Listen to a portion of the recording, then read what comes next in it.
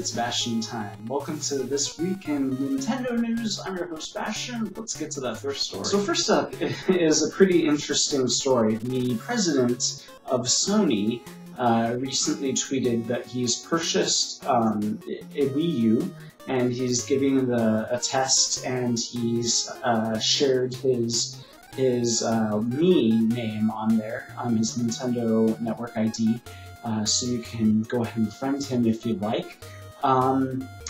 However, he did take the opportunity in doing so to sort of troll Nintendo a little bit. If you're curious about what I mean, go ahead and click on the link down below for the full details, but it's kind of unfortunate that he decided to take it to a slightly childish level.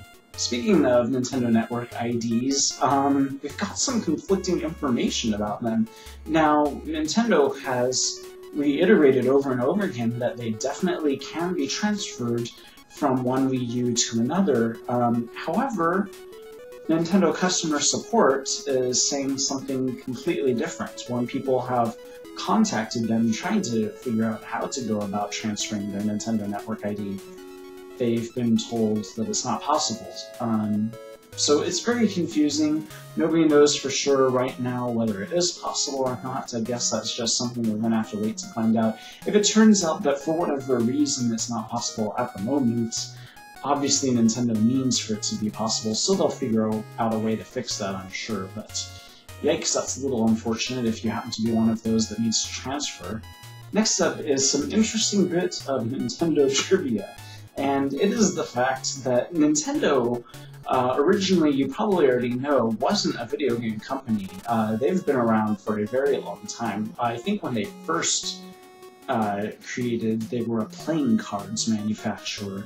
And they have created and sold many things. One of their little-known ventures was love hotels. In Japan, you can rent a hotel room based on a per-the-minute sort of thing. Yeah. I don't really want to go into too many details, but, you know, it's if you're consenting adults and you wanted to make use of that, I guess why the heck not. But, anyways, an interesting little known Nintendo fact. Wii U eShop has demos now, and what Nintendo has said is that these demos are sort of based on the discretion of the creators of the games. It's not something that Nintendo is mandating. However, what Nintendo has mandated is that if they decide to go ahead and make a demo available, that there will be sort of times that you're able to play that demo.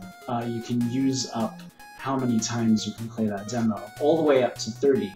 And now it is up to a manufacturer to decide exactly how many times they want you to be able to play that demo before it's not playable anymore.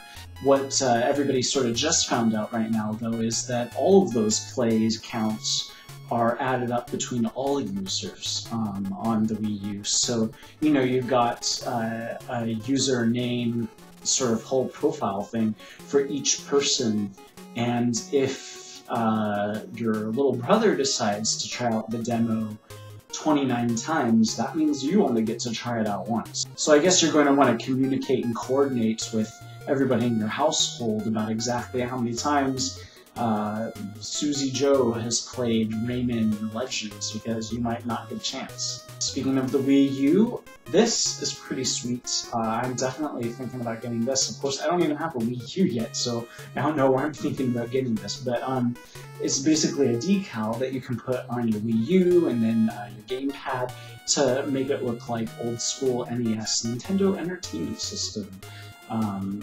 styled. I like it. I like it a lot.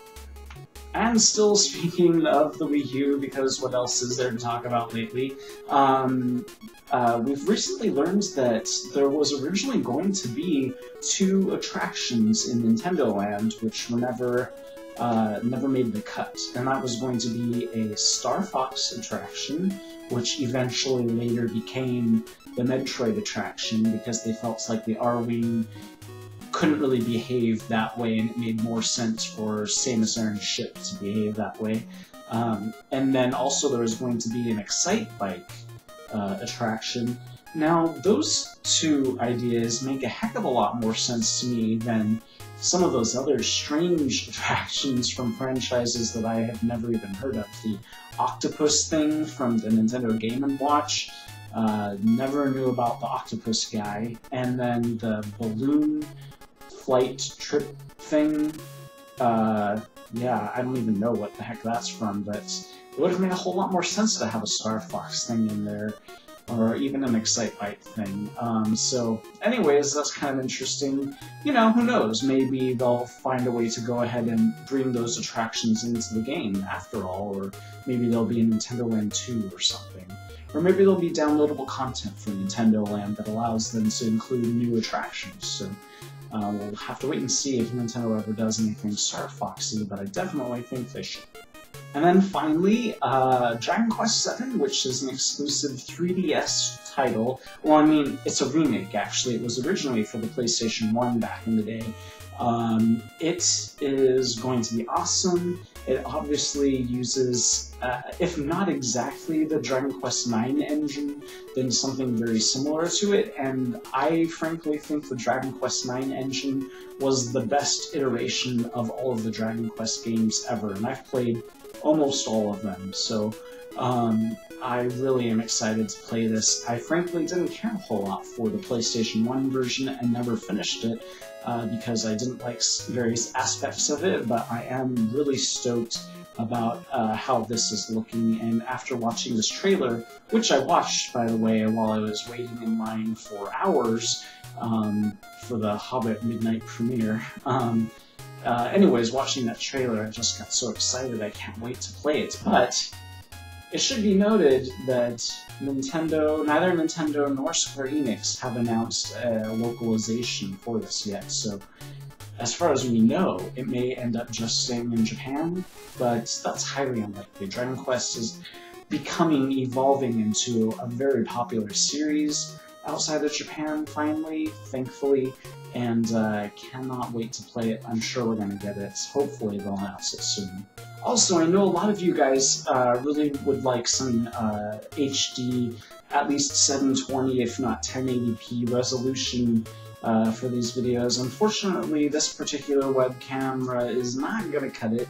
I've tried my best fiddling around with the settings. It claims that it can do 720, but obviously it cannot. So I don't know really what to say, except that I've gotten a lot of people suggesting that, you know, they're willing to donate to a better webcam fund sort of thing, but I always thought that that was kind of tacky. Like, I wouldn't feel right taking your money, this is just for fun, but so many people keep suggesting the idea, and that's really the only way it's gonna happen. So if you are interested in donating to a better webcam fund for Bastian time, there's going to be a link for you right here, and then you'll be able to go ahead and do so. As soon as I've got enough funds to go ahead and do the cam, I'll turn that off, and then we'll have hopefully a new HD webcam for better quality videos. So that's it for this episode of This Week in Nintendo News. Tomorrow is my day off, so I'll see you guys on Monday. Bye!